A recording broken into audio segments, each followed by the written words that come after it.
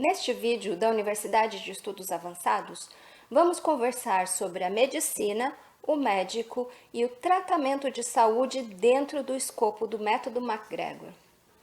Às vezes podemos ser levados a pensar que o método MacGregor não tem muitas aplicações práticas e que ele se concentra mais na teoria através de estudos e pesquisas. Entretanto, ele é bastante funcional e pode ser aplicado em todas as áreas e profissões.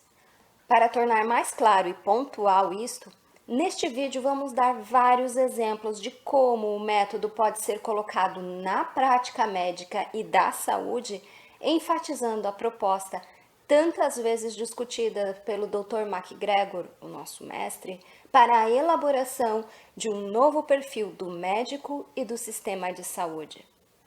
O mestre considerava que o padrão de qualidade da medicina caiu muito e muito rapidamente nos últimos anos, criando uma máfia baseada na medicina da doença.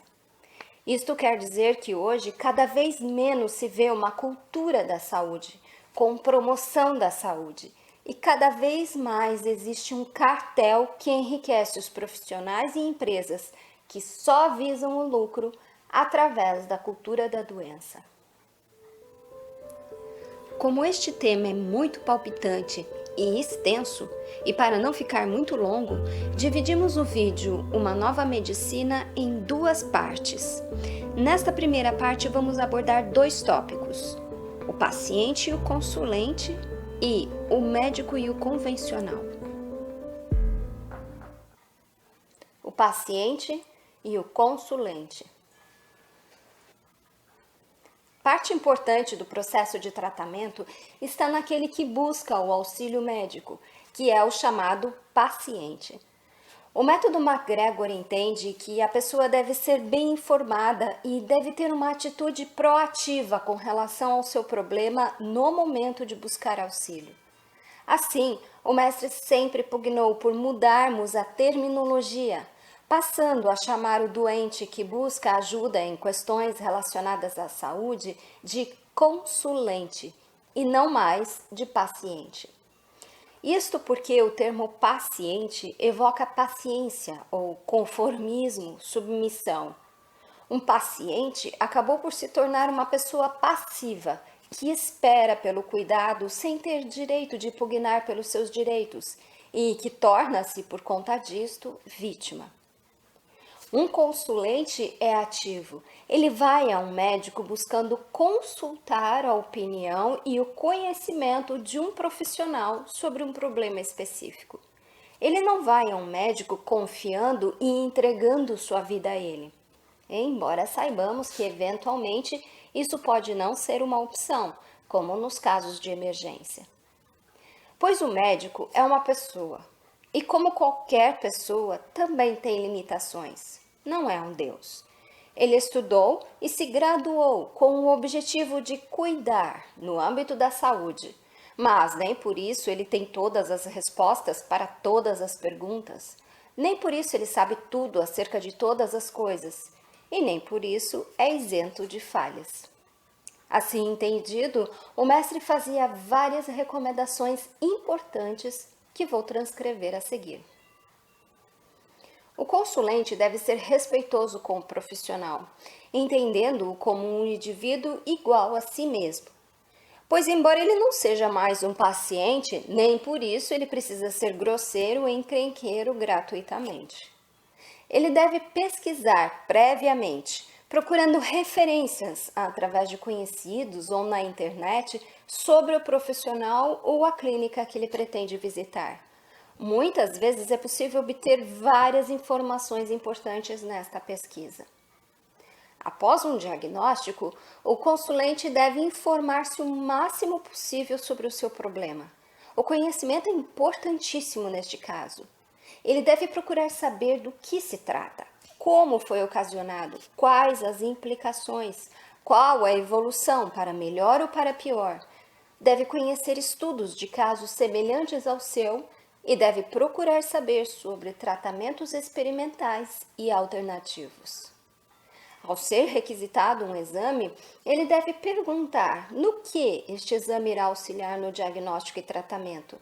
E de outro lado, deve evitar ser ansioso, desejando receber um grande número de requisições, pois isso também é muito comum.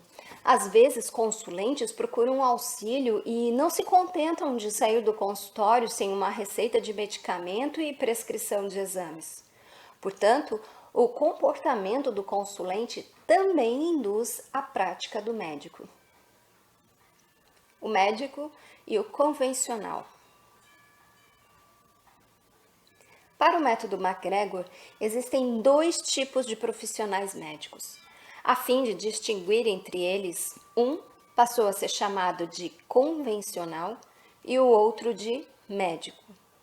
Ambos são formados na faculdade, no curso de medicina, e ambos são registrados conforme a norma na entidade competente. Mas há diferenças essenciais e marcantes entre eles.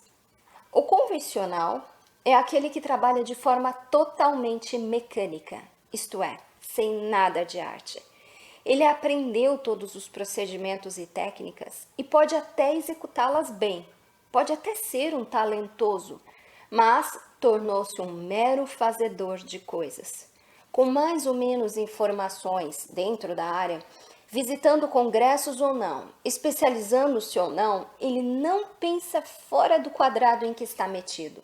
Não tem nenhum talento investigativo e em muitas faculdades quase ele não tem experiência de campo e não se permite a empatia.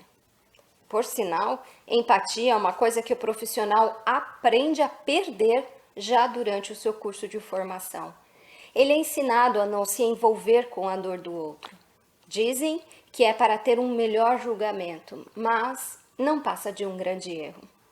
Segundo a proposta do método MacGregor, ele deveria ser ensinado a ter um bom controle de suas emoções. Um controle que não interfira na sua capacidade cognitiva, mas não deveria ser incentivado a ser uma pessoa fria. Frequentemente, o que guia o convencional no seu trabalho é o fator financeiro, ganhar mais dinheiro em menos tempo. Ele atende o consulente com pressa, no menor tempo possível. Em geral, nem olha para ele. Aliando-se a empresários ou tornando-se ele mesmo um, indiretamente se torna um defensor da doença como meio de subsistência, tratando, portanto, o consulente como um cliente. E, como é comum no mercado, o empresário ou a empresa procura fidelizar o cliente. Subvertendo-se a todo tipo de oferecimento de laboratórios, farmácias, companhias farmacêuticas e clínicas de exames, ele receita muitos remédios, mais do que o necessário. Isto para ter uma boa média e desfrutar dos presentes dados pelas companhias, como viagens e certas ofertas monetárias.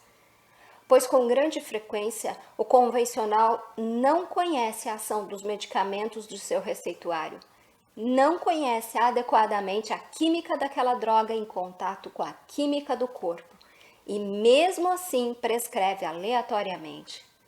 O convencional indica outros profissionais da saúde, como colegas, clínicas, hospitais e etc., em troca de retorno financeiro, ao invés de preocupar-se com o melhor para o consulente. Também, ele nunca auxilia o carente, não ajuda um necessitado que não tenha dinheiro para pagar.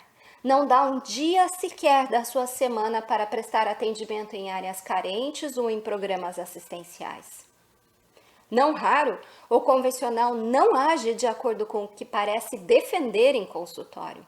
Ele não cuida do seu corpo e não promove a sua própria saúde, visto que, devido às facilidades do meio em que está inserido, é muito fácil encontrarmos profissionais viciados em todo tipo de drogas, lícitas e ilícitas.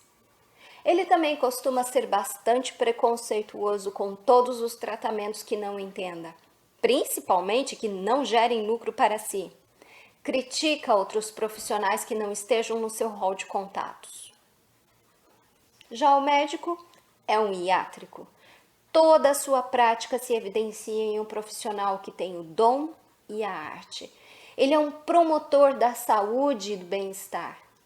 Podemos até dizer que ele é ao contrário e também contrário à prática do convencional. O médico não está interessado em empurrar medicamentos e exames sem necessidade no consulente, nem em formar bloquinhos de indicação que possam lhe favorecer financeiramente. Quando há oportunidade, ele não se priva de auxiliar aquele que não tenha recursos financeiros e tem prazer no atendimento assistencial. No atendimento e consultório, ele sabe ouvir e sabe conversar, sabe dialogar. Portanto, ele faz uma excelente anamnese e, em seguida, um excelente exame clínico. Essas duas práticas já reduzem enormemente o número de exames a serem pedidos, o que também reduz o desgaste e o estresse do consulente. Ele fala de forma compreensível e fica atento para, em todos os momentos, conduzir-se de forma honesta, respeitando a moralidade e a ética, profissional e individual. O médico iátrico vê o consulente de forma integral, como um conjunto intricado de fatores que são resumidos na palavra ser humano. Portanto, ele não fica estagnado em uma especialidade e, quando não sabe, ele procura quem sabe. Ele não tem vergonha de pedir opinião de outros profissionais mais experientes ou de outras especialidades, pois não os vê como competidores que precisam ser vencidos. Quando não está ao seu alcance o conhecimento para auxiliar o consulente, então sim, ele indica outro profissional para que o consulente possa ter alívio do seu problema, sem que com essa prática o médico tenha qualquer interesse pessoal. Portanto, o médico procura orientar o consulente e direcioná-lo para a promoção da sua saúde, e não só para o tratamento da doença. O médico iátrico também não se limita a ser apenas um hipocrático. Segundo o método MacGregor, ele deve evocar Hipócrates, Esculápio e Galeno em sua prática médica. Se você gostou do vídeo e tem interesse de se estender no assunto, convido para ver a segunda parte de Uma Nova Medicina, onde vamos abordar mais tópicos relevantes. É só acompanhar através do link a seguir.